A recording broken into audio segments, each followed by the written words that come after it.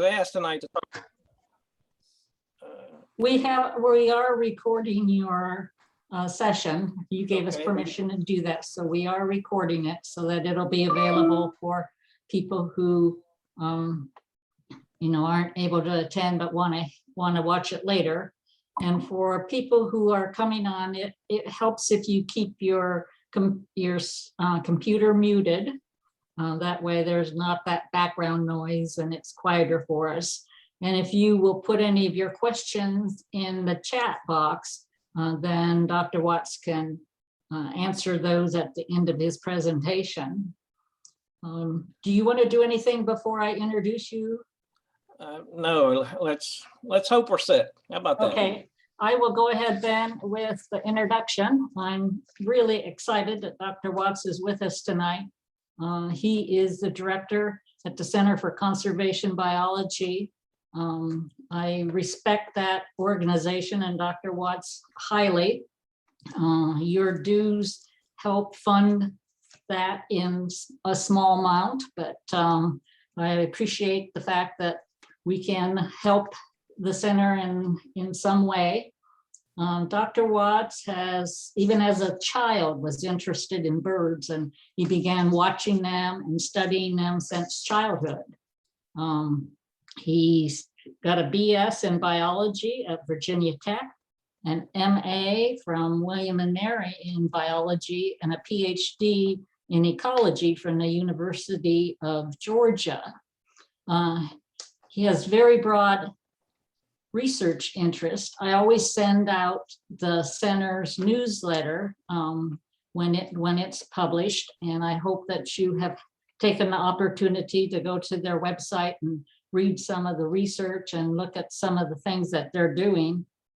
They have a very broad approach. They're very process oriented rather than studying certain taxa. His general broad application is how he likes to approach his studies. He's led or directed over 250 research projects involving avian species within the mid-Atlantic region of North America. And they've included virtually every avian community within the coastal plain during all seasons of the year. But he does like to focus on breeding and migration. Some of the areas his current research includes is the ecology of species within dynamic landscapes.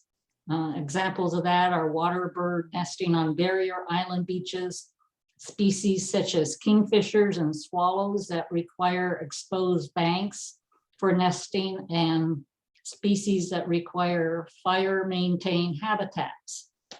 He likes to study the ecology of bald eagles in the Chesapeake Bay. There's lots of really interesting articles on the website about the bald eagle studies. The effects of anthropologic stressors on avian communities within the coastal plains. So in other words, the influence of us humans on nature. The ecology of birds within migration stopover areas, and breeding time horizons in the yellow-crowned night heron. So a real variety of research areas. Tonight, we're going to be hearing about the black rail. So I'm going to turn it over to Dr. Watts. Thanks so much. It's great to be with you all as always. I'm going to try to talk about black rails, within the time we have. Oh yes, it actually changed, didn't it? So that's great. The center's been involved with black rails for a long time, going back to the early 90s. In 2008, we started the Eastern Black Rail Working Group, where we had meetings throughout the range. In 2016, we turned that over to the Fish and Wildlife Service, and they're currently running the working group and doing a great job of it. It took years and years. We have tried to get the black rail on the radar screen of the government agencies and NGOs for probably 15 years or so before we were able to. But now, there is an awful lot of attention and focus being brought to bear on Eastern black rails. Whether it'll be enough, I guess we'll see in time. What I'd like to do is to talk about three different areas tonight. I'd like to give a general introduction to black rails, talk about what we know about status and distribution, and then talk about a little bit about sort of where we are today, where we're headed, hopefully with management. So let's see how that works out. The Eastern black rail is one of the most secretive species that we have in North America. We know extremely little about this species. I think most of you know that. The species just does not like to be seen. They don't mind being heard, but they don't like to be seen. This is a really small rail species. You can see the bird there on the left, beautiful red iris. They have sort of a rusty nape, scaly back, and in some lights, a sort of gray-black breast. You can see this bird here on the right in the hand. They actually have a purplish tinge to the plumage in certain lights. It actually is a striking bird, but very small for a rail and very cryptic. We actually have 5 subspecies or races of black rails. You might be familiar with the California black rail, which is also has been of conservation concern. It's actually listed at the state level in California. We also have 3 forms in South America, 1 in Chile, 1 and 2 in Peru. As far as we know taxonomically right now, the Eastern black rail is distributed from about Panama up through North America. It does occur in some places of Mexico, and historically has occurred in some of the islands. It was actually first described from Jamaica. This particular form we've had a lot of concern about in North America, and recently it has been federally listed as threatened. So this species is of conservation concern and has made it to the status of federally threatened. I'd like to say something about the habitat requirements. To me, there are 2 central dimensions of habitat. One is that they require dense overhead vegetation. The species doesn't really seem to matter. It's the structure of the vegetation. Here you can see a freshwater example. There are also saltwater examples. The species varies throughout their range, but what doesn't vary is the structure. They really require dense overhead vegetation, and they rarely come out from under the vegetation. That's why they're so hard to see. They like to stay entirely under vegetation. And that's one of the characteristics, key characteristics of their habitat. The other one that's a bit more difficult to get a handle on is that this particular form has a very low tolerance for water depth. So if you're to line the rails up in North America from wet to dry, black rails will be way over on the dry end of the spectrum. During the breeding season, they actually prefer more dry than yellow rails, which is a dry habitat species. So they're peculiar in that way, and they require vegetation water depth between about 1 and 3 centimeters, so very tiny, like about an inch of water, and they're not very tolerant of variation in water depth. And there's some indication, at least from California black rails, that they prefer water that's moving. The significance of that, we're not completely clear. So in terms of their habitat, trying to determine where they are, this is a key parameter, the hydrology and water depth. And it's also very difficult to get a handle on. So we have a lot of places that have dense vegetation. You can't always tell what the hydrology under that vegetation is and whether it will be acceptable to them. And so this turns out to be one of the greater stumbling blocks in understanding their habitat use, their distribution, and how to manage them. We'll come back to this in a minute. I did an assessment for the Fish and Wildlife Service in support of their federal listing package back in 2016. It involved a lot of historical work. And if you look at the East, they actually historically have been found in several habitat types. You can see that they've been found in impoundments. They've been found in grassy fields, freshwater wetlands, tidal salt marsh, which we're most familiar with them, and coastal prairie. If you look at the table up there on the right, you'll see the salt marsh. These are properties that I identified that had black rails back through time. About 60% of those properties were in salt marsh. That's a bit misleading. If you actually look at the records over time, it's more than 95% of the occurrences that we've had over time have actually been in tidal salt marsh. So historically, they've had a high dependence on tidal salt marsh, and that's probably where most of us are most familiar with this species. And so what part of the marsh do they use? Here you can see a profile of a typical tidal salt marsh. And black rails occur within what we refer to as the high marsh. This is the portion of the marsh that's dominated by saltgrass and salt meadow hay. It's the part of the marsh that is typically only inundated during lunar tides. So these high tide events that typically happen once a month or once every 2 months or so historically. And so that is consistent with both their dense vegetation requirements and the hydrology that we associate with them. This is what that looks like. So this is a high marsh over on the bay side of Accomack County. And you can see that is salt meadow hay down in the lower photo there that's in bloom. And you can see what the profile of this looks like. It looks like a grassland. And in fact, you have eastern meadowlark and some of the species that we associate with grasslands actually breeding in this habitat. But it's typically a mixture of salt meadow hay, saltgrass. There oftentimes is some low spartina.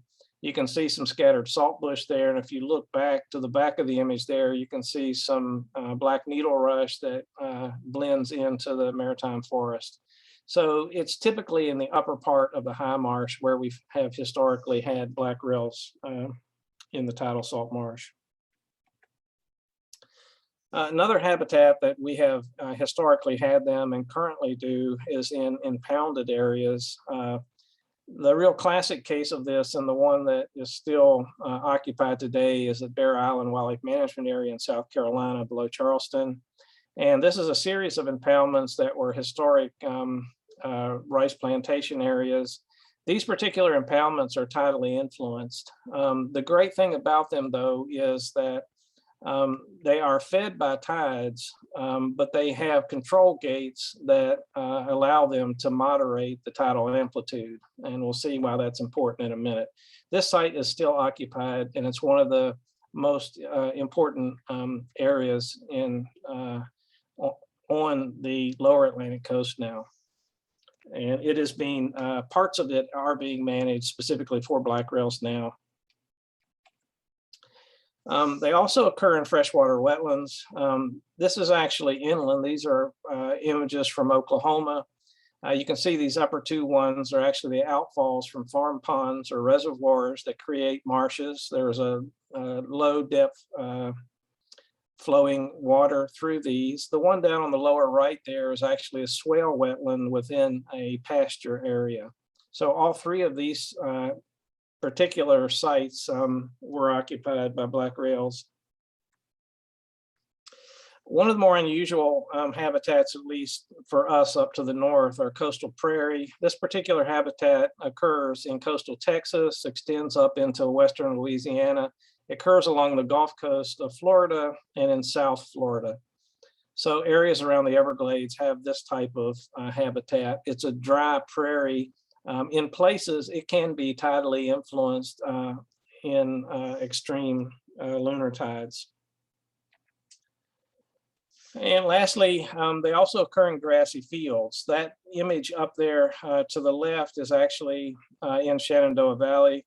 And that's the typical setting where we see them in wet grassy fields. They tend to have occurred historically in hay fields that were situated in the floodplain of these small tributaries. And so during wet years, you could get them in the hay fields along the tributary.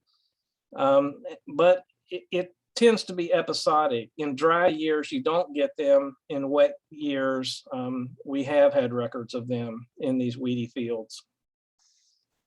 And so I think there's no doubt that historically, after land clearing, sort of post-Civil War, we had a lot of inland records, and they were typically in these haze situations along floodplain floors, drainages. One of the other characteristics of the species that I'd like to point out is their residency. Almost all of these areas that we see inland are records that lasted for 1 or 2 years. So they're not permanent sites. The sites that we have had documentation of occupancy for long periods of time tend to be in these coastal wetlands. Exceptions to that are the red dot there in North Carolina, which happens to be just outside of Raleigh on the Roanoke River. There is, again, a hay farm there that was occupied for about a decade in the early 1900s. And that site in Georgia there actually is in a quarry site, a flooded quarry site, and it was occupied for 20 or 30 years. Both of these are not occupied currently, but those are examples of inland sites that did have long residency. But most of the longer residency that we see throughout the range have been in these coastal wetlands. Let's see here. Here we go.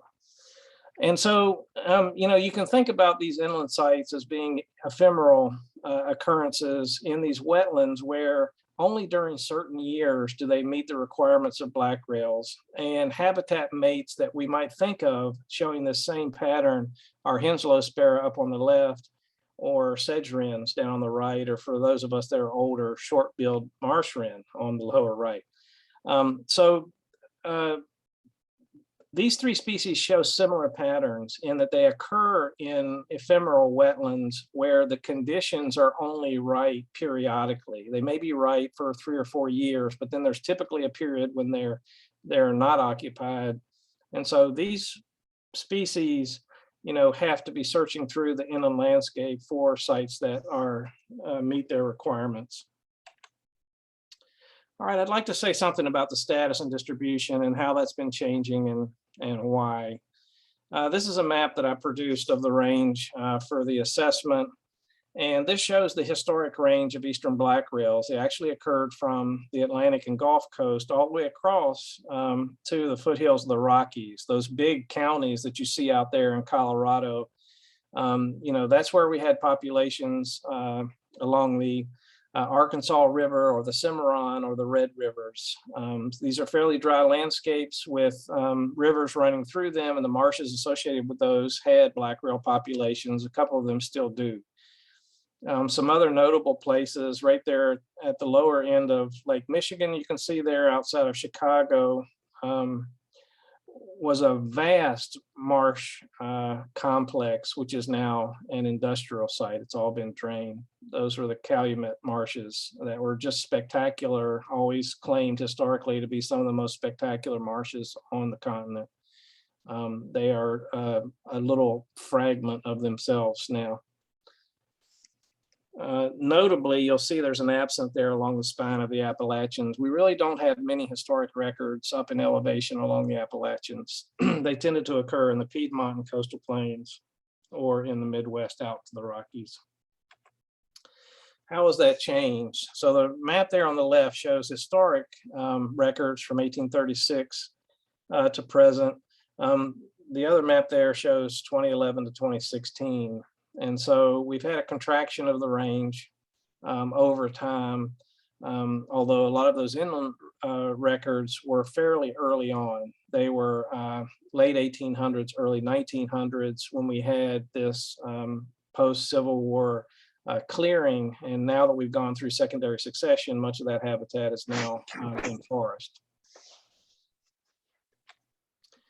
And I wanted to say something about the Atlantic coast and what types of patterns we've seen. Historically, black rails nested all the way up to the Newberry Marshes above Cape Cod. By 2016, when I did this assessment for the Fish and Wildlife Service, they had contracted 450 kilometers to the south, and the northern range limit was in New Jersey. Currently, I believe the effective northern range limit is in South Carolina at Bear Island. And so we've had a further contraction in just a few years. So we have an ongoing catastrophic collapse of the population and a very rapid range contraction to the south. So it's extremely worrying, sort of the free fall that we're seeing. You may not be able to read all this, but in 2016, we had a sort of summit, a black rail summit in New Bern at the Water Bird Society meeting. And we came up with some population estimates state by state. And you can see there that the estimate that I had was about 350 to 815. You know, those are ballpark estimates of what we felt the population was in those states. My reassessment of that more recently is about 230 to 560. And you can see that most of this population is concentrated currently in Florida.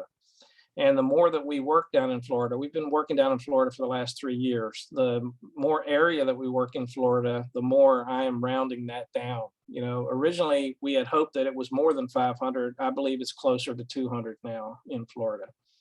And so the outlook just continues to plummet.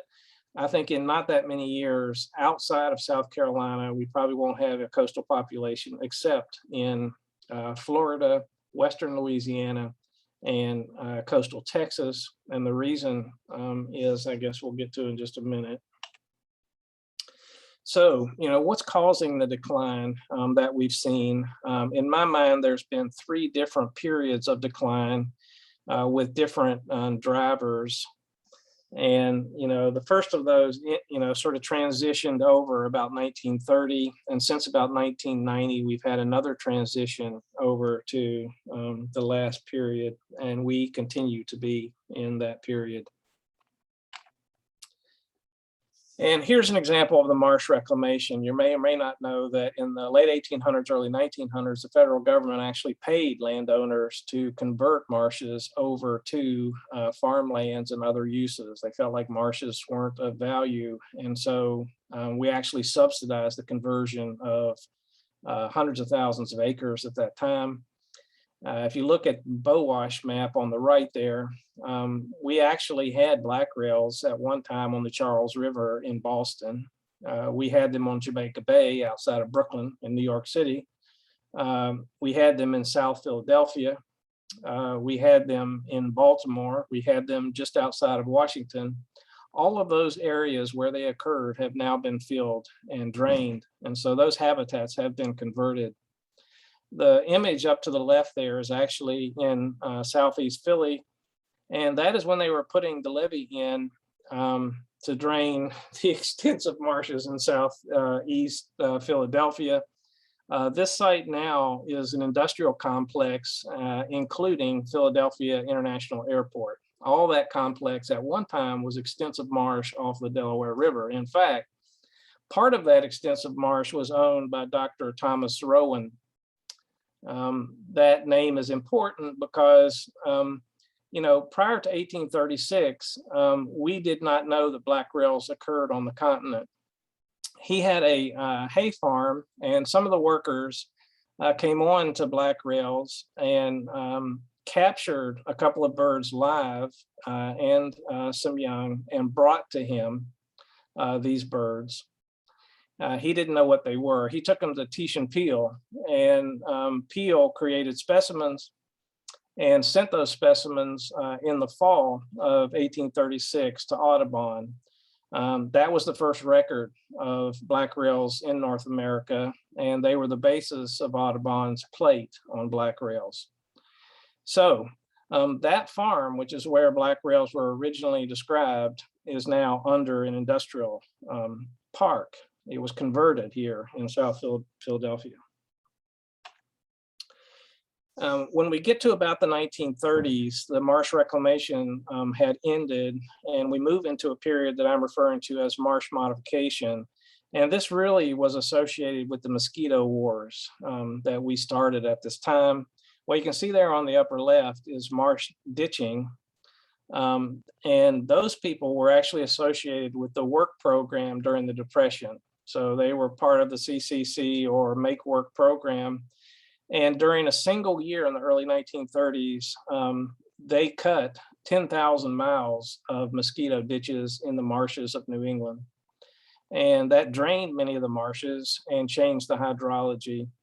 You can see in that image of a marsh to the right there, all the ditching. And then later, we started a different sort of approach, omwam, which is to create these ponds and put killifish in there to eat the mosquito larvae. And that's what those ponds are. And so there was this vast operation of marsh modification from about the 30s. One could say that it's continuing today, but it actually had a zenith in that early period and sort of graded out beyond, probably ended mostly during the 80s and 90s. But this had a great impact on the hydrology, particularly within the high marsh areas that were being ditched. You can imagine the scale of this. And so now we have some programs up in New England to reverse some of this ditching, to plug some of the ditches and try to revert the hydrology. But those are like postage stamps. Once these things are put in, it's sort of difficult to reverse the damage that's been done. More recently, what we've been mostly doing is a different type of marsh modification, and that's really a change in the hydrology where we use tide gates and so forth. These tide gates limit the tide's reach into the marsh, and so we've altered many marshes. This is most concentrated, I would say, in New England, although we certainly do it down here, but not on the scale that you see in New England with all the development. And so beginning in the late 1980s, we really started another era, which is sea level rise. Here you can see an example of that. This is an old homestead over on the seaside of the Delmarva, just outside of Oyster. And one of the things that has been happening is that we are getting more frequent inundation, and the inundation is lasting longer of the salt marshes along the coast. And so what has been happening, if you could imagine that historically, these high marshes were inundated maybe once a month or so. You have to understand that black rails are ground nesters, and so they're vulnerable to inundation. As we have increased the inundation rate and duration, what happens is that the window for breeding, bringing off clutch or brood, has narrowed. And at some point you reach a tipping point where the window is equal to the development period. And beyond that, it's very unlikely that you could bring off a brood, right? So at some point with sea level rise, you reach a tipping point where inundation frequency equals development length. And what happens then is that you cross a boundary, a demographic boundary, where that particular habitat goes from a source, meaning that you're producing enough young to grow the population, to a sink, meaning that you're not producing enough young to offset adult mortality. And once you're in that situation, the population will decline until you get a relief in productivity. That's where most of the population along the outer coast is now. It's in a demographic sink, and all the declines and disappearance we're seeing is related to the lack of productivity. So what do the birds do? Obviously, they move up slope to get out of the inundation. This is the last location in a tidal marsh that we had in Virginia. So we have done a number of rounds of surveys, systematic surveys in Virginia. This is a marsh on the bay side of Accomack. And what you can see is a hummock that extends out here. And that marsh is, of course, overrunning that hummock. And the last black rail site that we had, you can see there is actually beyond the previous tree line. So that marsh has invaded that hummock, and the birds were in the highest ground they had. Over time, with continued sea level rise, as these birds move up slope, they effectively run out of slope, and they will be displaced out of the marsh. And I wanted to show you an example of that. Some of you are probably familiar with this location. It's Elliott Island in Maryland. It's one of the famous black rail sites. In 1954, John Terborg had 100 calling birds in Elliott Marsh. It's the highest concentration of black rails ever recorded throughout the species range. This is Elliott Island Road, where you can see all the red points there.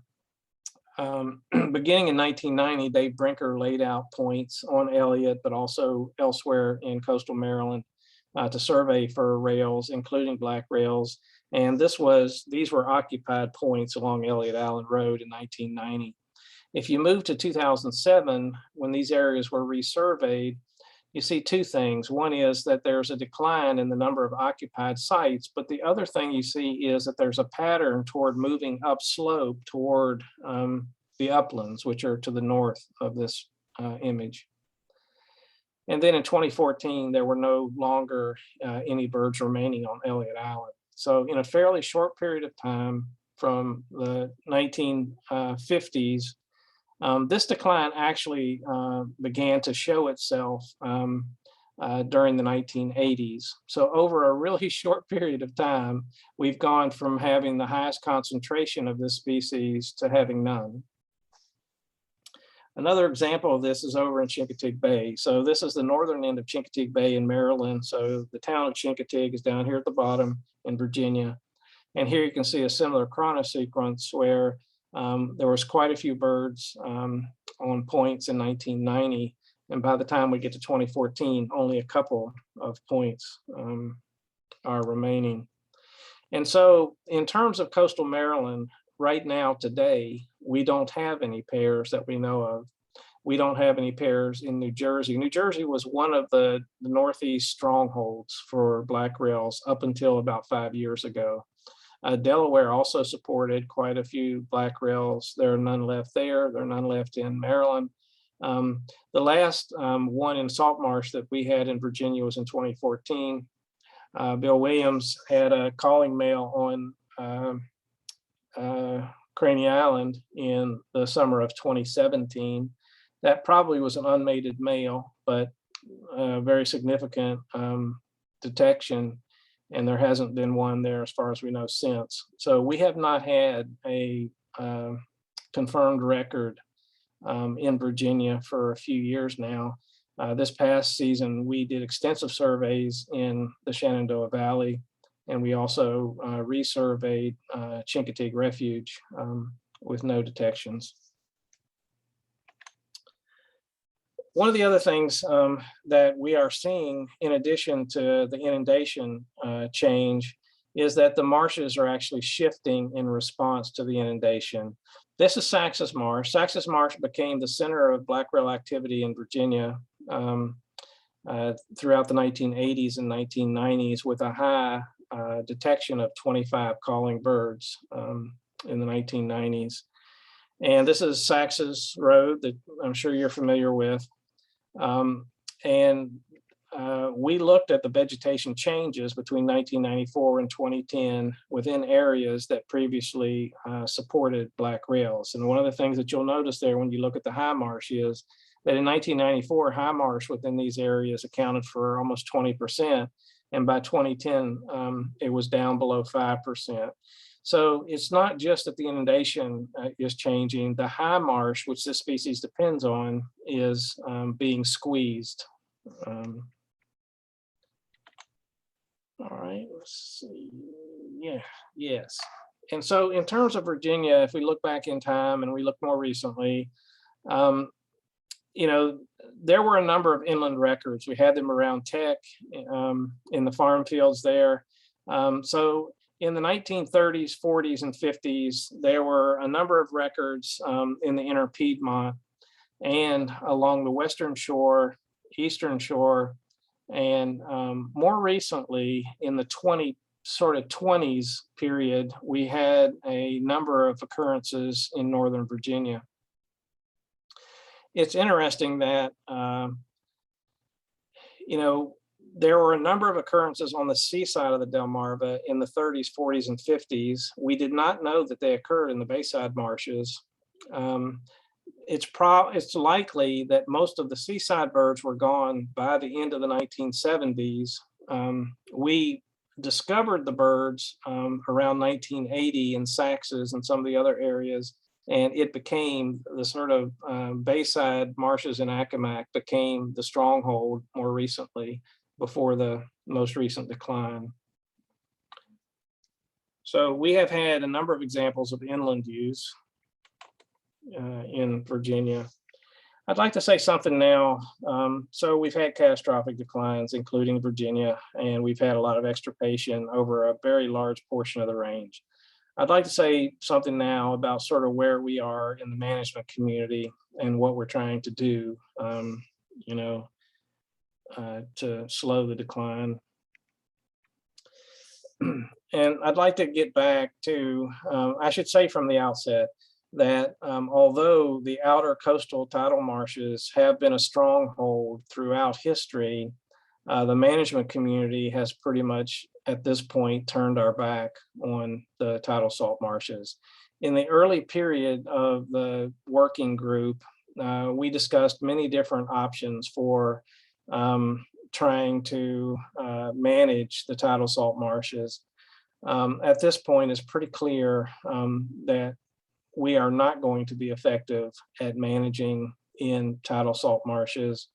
That is of great concern because black rail is only one member of that community. The great thing about black rails is that they are able to use inland freshwater non-tidal marshes.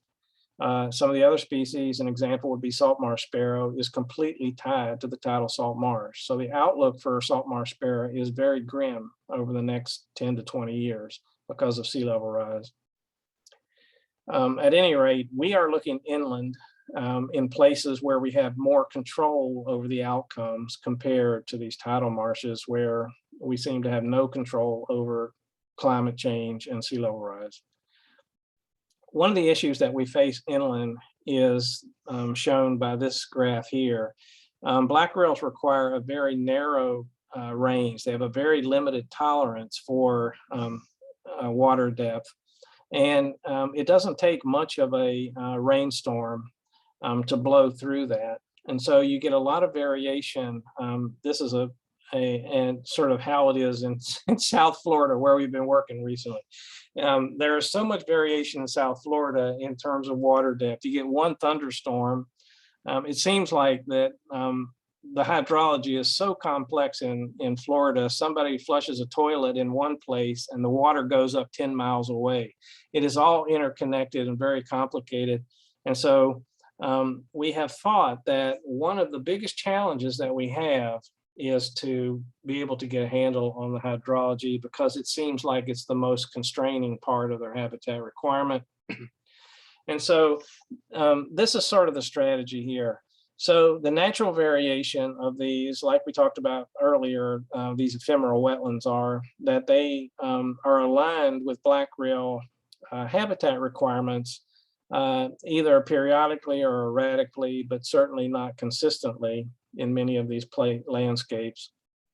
If we could deliver a consistent condition in these non-tidal wetlands where we have more control, we could greatly impact the population because those areas would be consistently available and we could effectively increase the population by multiples by focusing on a few areas where we provide stable conditions. And so that is one of the main strategies moving forward.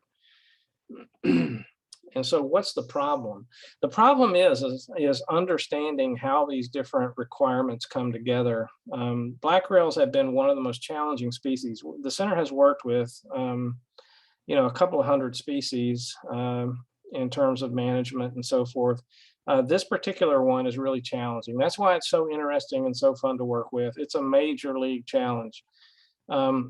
What this particular image shows is Laura Duvall and Chance Hines down in Florida taking some habitat measurements. That is a level there, and we are looking at topography and water depth and vegetation. But what we have found out is that probably the key is topography. And the reason is because topography modulates water depth. And so what we see on this graph here is the relationship between occupancy of wetland patches and a roughness index, or an index of topographic diversity. And one of the things that you can see right away, if you see these red dots down there, is that flat areas tend to be inundated too much, okay? So if an area is flat, it's easy to inundate, but as you increase topographic diversity, you're able to provide higher refugia and more diversity for black rails to occupy. So that's one of the key messages, is that it's not just a matter of water depth. We can more easily deliver the water depth we need if we provide topographic diversity within a site. And the sites that are occupied have greater topographic diversity. So it's built into these sites. And so, you know, what's up with that in terms of the hydrology? We have two management options to us, available to us. One is, if the site's too dry, meaning that it's way too dry on the continuum, we can add water to the site potentially as a management action. Secondly, if it's too wet, then we can add topography to the site, add some topographic relief, and provide those birds with a different water depth options. So those are two different management options we have for providing the right water depth for them. Here's an example of added topographic relief. This one over here on the left those are spoil areas from dredging. So that's the Intercoastal Waterway in North Carolina. And you can see they've dredged that waterway and they put the spoil up on the surface of the marsh. And by doing that, they've added topographic diversity to the marsh.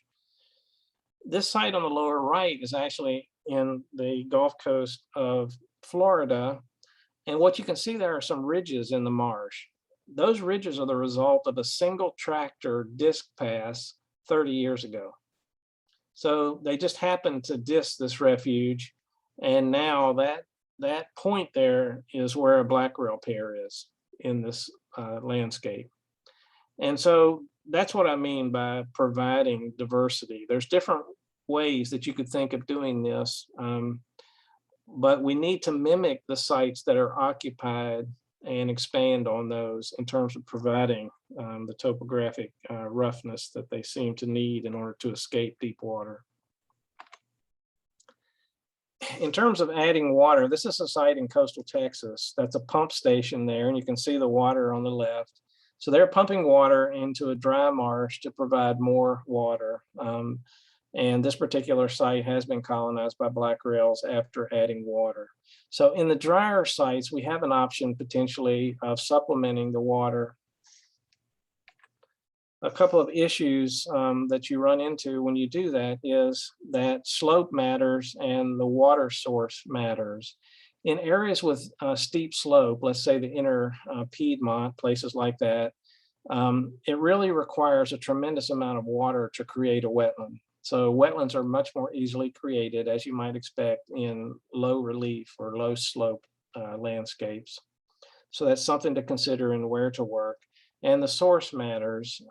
Every place doesn't have a ready source of water. And so slope and available water are two major considerations that may constrain where we might be able to manage black rails on the landscape. One of the things that comes along with adding topographic diversity is that as you provide higher areas within a marsh, you also provide opportunities for woody vegetation. And woody vegetation is a negative for black rails. They prefer emergent dense vegetation, but not woody. And so one of the things that you can see in this graph here are these orange places. You can see that a couple of those are way out here in the roughness index. Those are areas that have the appropriate topographic relief, but they have woody vegetation. And so one of the management strategies might be to regularly manage the woody vegetation. And we have actually a number of tools to be able to do that. We can burn the area, we can chemically eliminate the woody vegetation. We can cut it, we can graze it. So there are a number of things that we can do to manage the woody vegetation in these topographic relieved areas.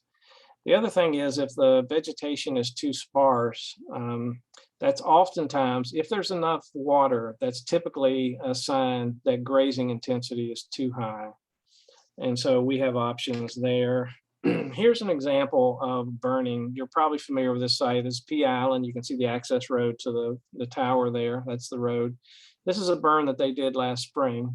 And so if we burn these areas that we're managing for black rails every 3 to 5 years or so, we will set the woody vegetation back and release the emergent dense vegetation that they require. So that's one approach to managing the woody vegetation. Here's an example of a grazing problem. This is in Central Florida where we worked last spring. And you can see on the left here that both of these have wetlands. You can see the wetlands in the center of these images here. Over on the left, the grazing intensity, this is cattle grazing, is too high. And so they cropped the vegetation down too low. Black rails wouldn't use it. But over on the right, that's more low intensity grazing. So it's possible that cattle ranching is compatible with black rails, but only if we pay attention to the grazing intensity. And so that's another management consideration. And so this is a general approach that we're starting to evolve toward in terms of management. We need to manage succession, either managing the grazers that can take care of the woody vegetation as long as the intensity is not too high. And we need to manage the water, either by enhancing topography or delivering water in dry areas. And so where we are now is looking for places on the landscape where we can test these management approaches. So, where is the place on the landscape that we want to treat? What management do we need to bring it into a place where black rails can use it? We have come a long way in the last decade in terms of black rails, but we still have a long way to go in terms of understanding how to put management on the ground and bring them back. And one of the ongoing concerns is that, even if we're successful in Florida, so this is an image in Florida, we are currently working in Florida because that's where the birds are. We can't really work up here with black rails right now. And we are trying to understand how to manage them in Florida with the hope that we can export that understanding north into the historic range. One of the problems that we'll face, even if we're successful at expanding the population in Florida, is that I suspect that we will have to create the habitat up here and move birds from Florida to here. I don't believe that they will disperse from Florida to find habitats in Virginia. And so you can see, I think, that we have a long road ahead to recover this population. So a couple of closing comments. Status. We have an ongoing active range contraction. This bird is dropping to the south and probably will not stop until it gets down to the St. Johns River in Florida. And associated with that is an ongoing population decline. We have seen extirpation throughout the northern part of the range. I suspect, but we don't have the baseline data, that there is an ongoing population decline in the heart of the current range in Florida, Texas also. But we don't have much historical benchmarks to use. We are in a race for management to try to stop the free fall. So we are focusing on non-tidal habitats to escape sea level rise problems that we all know are ongoing on the coast. And we are in a race to develop management prescriptions that we can use in these different landscapes. We started out a decade or so ago not knowing really hardly anything about eastern black rails. We have probably done 30,000 point counts just in the last several years, trying to understand the current distribution. And we're trying to understand the ecology as quickly as we can in order to, convert that into management options. But make no mistake about it, there is a long way to go here. And, unfortunately, what happens with black rails also happens with other species like salt marsh sparrow that depend on tidal salt marshes. And so, I think we're in a difficult time right now with the ongoing sea level rise for these species. All right, I'd be happy to answer any questions if we have time.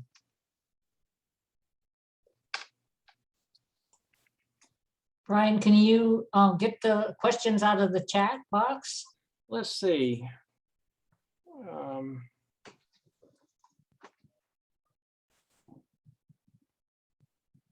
Yes. So is there any indication that these rails are adapting to changing habitat conditions? That's a good question. I think that there is indication, these birds have moved up slope. I think they're doing what they can,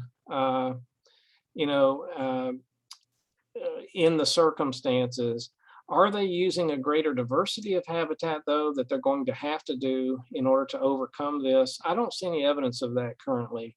This species seems to be really narrowly focused in terms of its habitat requirement. And I think it's unlikely that they can adapt out of that in the time frame that they have. Do black rails migrate? That's an interesting question. Historically, we have thought that the northern portion of the range migrates. We have thought that the Florida birds don't migrate. The evidence for that is that, if you look at the old TV tower, radio tower kills, which I've looked at that data and compiled it, you see a real seasonality where you begin to see kills along the coast, indicating that birds are moving sort of in the March, April period. And you see it again in the September, October period, suggesting that these birds are moving, north to south and south to north during that period. It's mixed, though, because you talk to people like John Fussell, who's very familiar in North Carolina with the birds there, and he always felt that some of the birds were not migrating out. The North Carolina game lands, just near Wanchese there, he would continue to have birds through the winter. In fact, if you look at the records in New York, there's just as many winter records as there are summer records. And so it's a bit confusing, but there's clear evidence that birds have moved. And that's another concern, in my view, with the loss of the northern portion of the range, because presumably those were migrant birds. And now we're going to take birds out of the southern portion of the range, which are much less likely to be migrants, and move them up to the northern part of the range. So I'm not as convinced as everybody else that, all of the birds to the north, for example, migrated. But certainly some of them did, because we have evidence from the mortality from TV towers.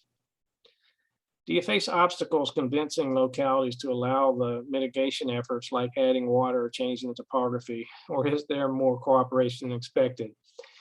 Yes, that is a concern. The work that we've been doing in Florida has been with NRCS, which is Department of Agriculture, under their program of private lands, conservation on private lands. And, since the black rails were federally listed, there's much more resistance from private landowners to invite them onto their properties because of the regulatory issues. And so, at least for the time being, we're focusing some of these efforts on state and federal lands. Like, we are working on Everglades National Park, Big Cypress National Reserve, and some water management lands, and also some state wildlife management areas. I think that we have a ways to go to get over the hurdle, in terms of like programs like safe harbors, which, if the Fish and Wildlife Service could make agreements with private landowners, they would not be held responsible for, populations that are introduced. That is currently not in place like it is for some other species. So there's some hurdles to get over there. But yes, that it is an issue now that they have federal status.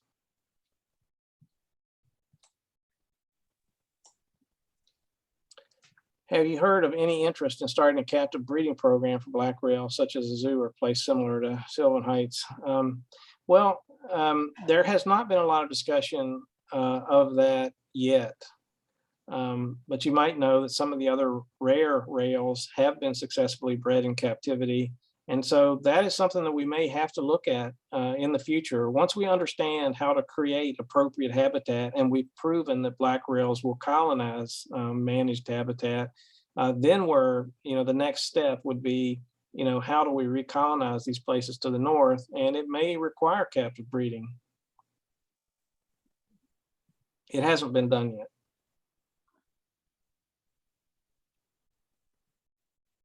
All right.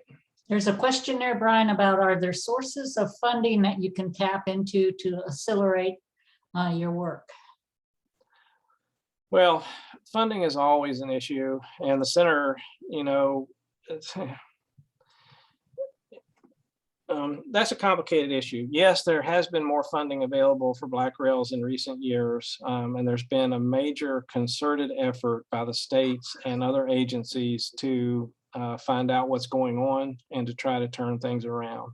And there's some collective efforts to try to increase funding to support some of the efforts. It's the kind of thing where, the center tried to preach black rails for 15 years and it wasn't on the radar. Eventually you start to get some traction and momentum builds. I think we're in a good place right now in terms of momentum. I just hope it's not, too late for some of these areas. The funding, comes and goes. Right now, there is funding because there's a lot of interest in black rail recovery. There hasn't been previous, but the center has never taken the view that everything depends on funding. Like if we can't get funding, we won't work with something. We're more focused on the need rather than the funding. We'll find a way to work with them.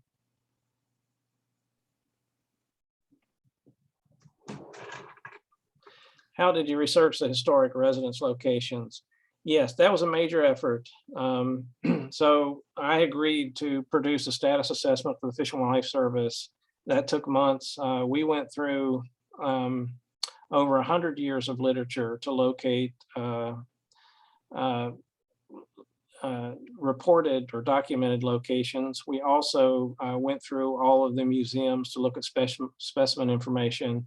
And so that was a major effort. It was tens of thousands of volumes of journals that were gone through to compile that historic range information. And then Shirley has a question about whether black rails nest in colonies or are they isolated nesters? Yeah, that's interesting. There has been discussion about this sort of semi-colonial nature where, say, for example, on Elliott Island, where they used to occur in what appeared to be clusters. And there may be something to that. There may be some facilitation that they get during the breeding season from being near other pairs. But that was never really well researched. We certainly have them as isolated pairs and as, like two pairs and things like that. But in the large breeding areas, examples are Elliott Island, Saxes, Cedar Island in North Carolina, which at one time had 80 pairs. They do seem to be clustered. Whether that's an attraction between pairs or whether it reflects the distribution of, adequate habitat and the clumping of adequate habitat has never been made clear. Okay, that covers all the questions that are in the chat box right now. So You got a second or two to add another question if you have anything, and if not, we definitely want to thank you, Dr. Watts, for this presentation. It's really, really been informative. And Well, I'm sorry we don't have black rails that we could go to up to Saxes anymore, you know, and I think most birding community really misses that. Hopefully one day we'll have them again. I really appreciate the work you're doing. It just is so commendable. And you know, your attitude about wanting to save this species, whether you have the funds or not, that's just really incredible. And I appreciate the work you're doing. Well, it's always great to be with you all. I always feel at home with birders. So thanks for having me. Okay, let's close out his PowerPoint and we'll do a short business meeting.